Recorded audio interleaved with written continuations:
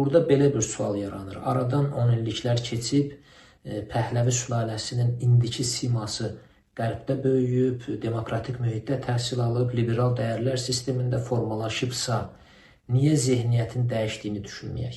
Cavab sadədir, çünki dəyişməyib. Baxın, bugünkü pəhləviçi diskursda əsas qızıq nöqtələrindən biri yenə türklərdir. Türklər İranı ələ keçirib, ali rəhbər türkdür, prezident türkdür, kilit vəzifələrdəki generalların əksəriyyəti türklərdir, rejimi dini fanatizmə sürükləyən türklərdir kimi tezislər bu zehniyyətin hələ də diri olduğunu göstərir. Fikir verin, bunların şovinizmi nə həddədir ki, indi türklərə qarşı aparılan asimilə siyasəti bunlara hələ az gəlir. Türklər İranda haqqı tapdanıb əzilən tərəf ola İran türklərin əlindədir deyirlər. Əlbəttə, bu həm tarixi saxtalaşdırmadır, həm də belə deyək, milli nifrətin müasir dildə ifadəsidir.